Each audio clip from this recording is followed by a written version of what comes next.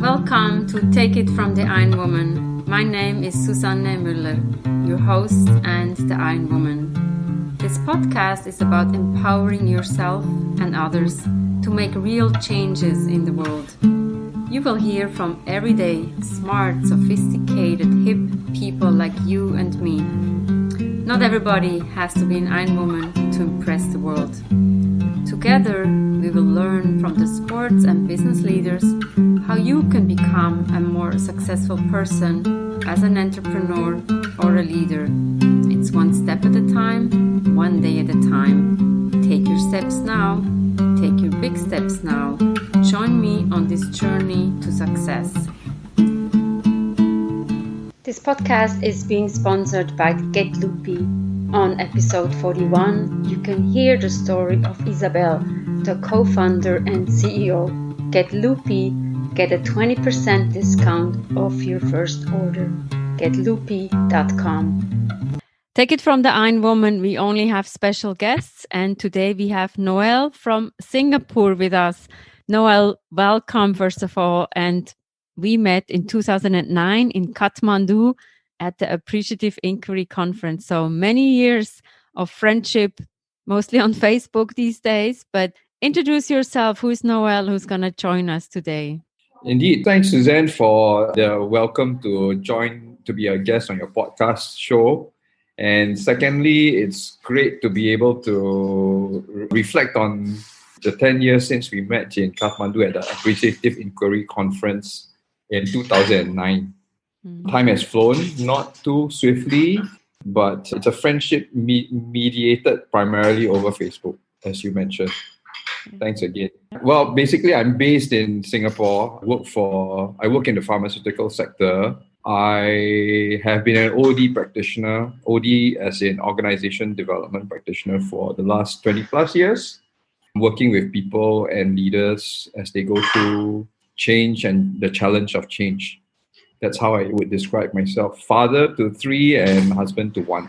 Wonderful. And I know we have something else in common. Maybe we haven't spoken too much about it, but you're an avid cyclist. I follow you all the time. So tell us a little bit about your passion. Yes, thank you. I think I started cycling when I was quite young. And over the last, 50 years on the planet, I've cycled much more the last 6 years than ever before. I used to commute to work, first job as a teacher. And once the kids started coming, I kind of put that aside because the fact that the traffic was getting heavier in Singapore and I didn't want the kids to grow up fatherless, if you know what I mean. Mm-hmm. So I only started to pick it up again in about 2013, 2014, and things got really serious about 2015 onwards. So I describe myself as serious amateur. I have gone to cycle in different countries. Japan, for example. Whenever I go to Boston, I rent a bike and then I cycle a lot because of lockdown. I've been cycling a lot this year. My target this year was 10,500 kilometers. Right now, I think it's about 15,500 kilometers already. It's just nuts. That's amazing. And do you mostly cycle on the weekend or with the lockdown? I mean, how can you be riding safely? Actually, the early months of the lockdown was great for cyclists. In fact, I saw a lot more cyclists this year because apart from running, cycling was the only way that you could get out. In the early months in Singapore's lockdown, people were working from home. And so the cars were really absent from the roads. So actually, it was a very, very good time to ride. I'd say that I ride particularly almost every day except for Mondays. Mondays, I kind of use it as a rest day. But I ride the most during, I'd say, Friday, Saturday, and Sunday. Because we have tropical weather here in Singapore, I think about 2 years ago, in 2018, I invested in a Zwift indoor trainer, a Wahoo indoor trainer that uses Zwift. And that's been really great because I can train regardless of the weather conditions outside. And I've actually gotten much stronger, I would say, just over the last 2 years since I invested in that Wahoo trainer. So you would recommend a trainer? I mean, I've done Ironman, and obviously you ride a lot on the performance bike, but how do you get stronger? So you would recommend an indoor Yeah, so trainer? that's right. The indoor trainer comes configured to work with some online training programs. Mm-hmm. And so, like Zwift, for instance, the one that I subscribe to has got, you can do basically virtual rides, but then there's also a selection of training programs, some of which are free, others by subscription. And I think they're really good. I mean, some of it is really tough. There were a couple occasions I thought that I would die. I would, it was so tough that you think you'd never make it. But actually, on hindsight, then because it's like interval training and it's been well designed. Some sessions are hard, some sessions are kind of like a base building. Mm-hmm. So actually, after a sustained period of 10 to 12 weeks, right, you really do get stronger. Now, what is on the program for this coming week? These next couple of weeks, I think I'm actually going to, because I'm doing a charity ride on the 19th and 20th, a personal initiative. I'm going to use the final couple of days not to do anything. Because if I'm just going to do, so it's tapering off. So if you work back from 19th and 20th, if the last 3 to 4 days, I'm just going on the trainer for like 10 to 20 kilometers every day. But the weeks, this week and next week, what we're going to do is I'm going to try to hit like 180 sometime, 180 kilometers just to push it, because the target for each of those 2 days for the charity ride is 250 kms. So in total, I will ride 500 kms. I don't need to ride 250 as a rehearsal. I think I can hit 180. I know that the rest of the 70 kms will, I mean, it's just one crank stroke at a time. You finish it. And are you going to do that alone, or are you going to go in a group? Good question. Actually, the origins of this idea was you can backdate it to this time last year. I wanted to do something last year for my 50th birthday, but circumstances didn't allow it because my eldest was just about to pass out from his basic military training. And then we didn't have clarity about the dates and, stuff like that. So in the end, we kind of like shelved the idea because he got a week's block leave at the end of basic. And we just wanted to spend that kind of time with him. And not for me as father when he's available that I'm out training or doing some crazy stuff on the bike. So in the end, we shelved it. But a friend of mine was invited to the party last year. He said, early November, he told me, hey, remember you had that charity idea about raising funds for a charity, right? Do you want to do it this year? I said, yeah, I'm actually okay. I'm going to be on leave the last 3 weeks of December.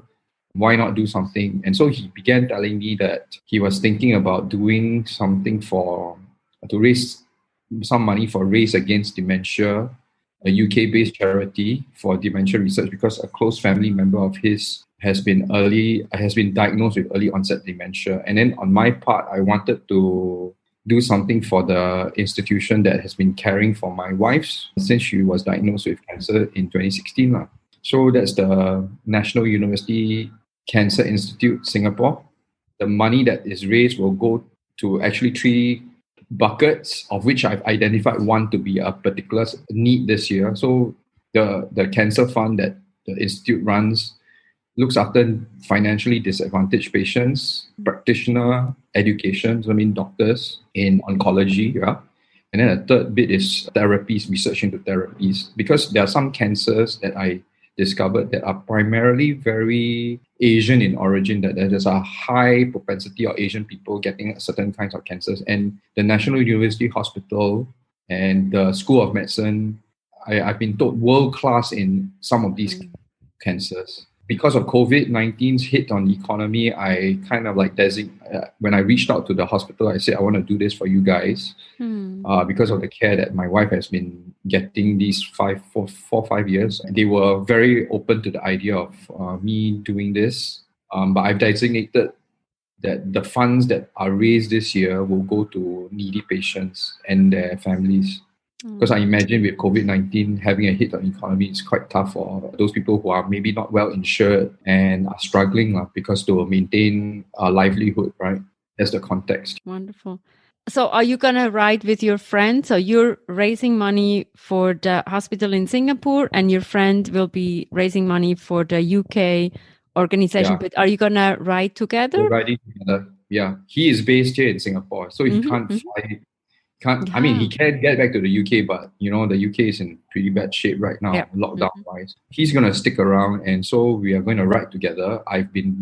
Interestingly, we've only gone for one physical training ride last week together. We hit about 150 kilometers last Saturday, but it was good. It's just and because we've been riding together, so the idea here is that we know each other's comfort level and threshold. And I think we are quite like-minded in terms of how we want the ride to proceed. He's just 2 weeks apart birthday-wise. I think his birthday is going to be this weekend. Mine is like on the 15th, just before the ride. In terms of age and physical capability, I think I'd say we are almost the same.